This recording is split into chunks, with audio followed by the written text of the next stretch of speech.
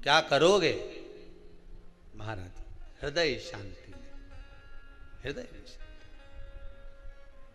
केवल एक अकेला बिंदुक शिव महापुराण की कथा सुनकर नहीं तरेगा। तुमरुका जी कहते हैं जिस समय पर मैं शिव महापुराण की कथा कहूंगा, सुनो चंचुला देवी, इस संसार के इस भूमंडल पर मृत्यु लोक में जितने भी जीव इस संसार सागर में भटक रहे होंगे, शिव महापुराण की कथा सुनकर वो भी तर जाएंगे। ये अकेली बिंदु को तारने वाली नहीं है। इस मृत्यु लोक में जो विराजमान, आज भी नियम है महाराज, श्राद्ध का भोजन टेबल पर नहीं कराया जाता। श्राद्ध का भोजन ब्राह्मण को कुर्सी पर बिठाकर नहीं कराया जाता। श्राद्ध का भोजन किसी, आज भी प्रमाण है कि ब्राह्मण के लिए भूमि पर आसन लगना चाहिए और जमीन पर बैठकर कराना चाहिए। तब क्यों? क्योंकि इस भूमि पर बैठकर जब भोजन कराएंगे, इसी भूमि से ना जाने कितने पितृ गए, कितने तर्पण हुए, कितनी तिलांजलि हुई, इसी भूमि से, इस रज से, इस कण से ना जाने कितने जीव चल गए। अब लकड़ी पर या टेबल पर या कुर्सी पर बैठकर ब्राह्मण को भोजन कराने का प्रमाण नहीं है। अब आपका फैशन ज्यादा हो गया तो बात दूसरी है। पंडित जी ऊपर बैठ के क्यों? वो झुकने में थोड़ी सी कमर लचक जाए, क्योंकि खीर परसेगी तो झुकना पड़ेगा।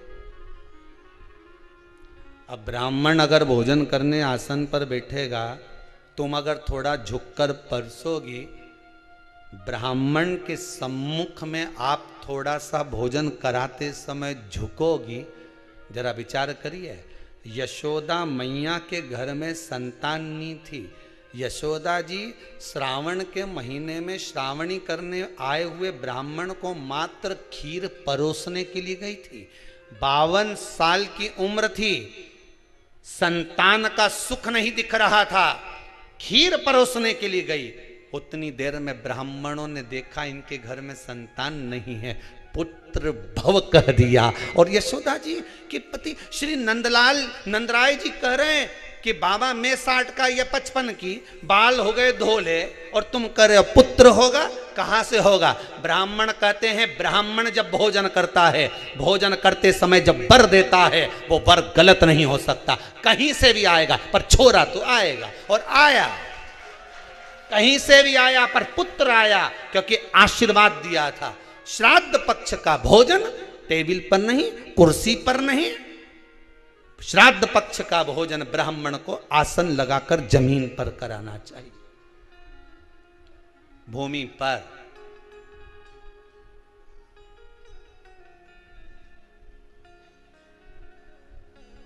अब आजकल के ब्राह्मण भी थोड़े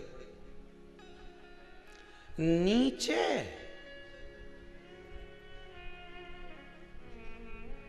अगर हम टेबल पे ही जीम लें तो जी क्या बोले भी तो क्या बोले, तो मैं बताऊं।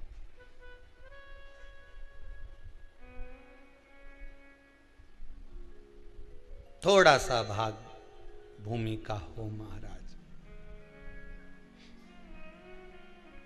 तर्पण तिलांजलि सब भूमि पर। हम तो जो जजमान हवन करने के लिए भी जो जजमान लोग नाम लिखाए हैं पितरों के लिए, तो हम उनको भी कहते हैं कि कुर्सी पर बैठकर आहुति छोड़ने से अच्छा है आप बैठो मनानी पर, पहले सबसे पहले भूमि पर 10 मिनट बैठो, पर बैठ कर आहुति छोड़ो। उसके बाद भले आप स्टूल लगाओ, कुर्सी लगाओ, आपकी मर्जी, पर 10 मिनट 5 मिनट तो आप भूमि पर बैठो उन जीवों के लिए, उन जीवों के।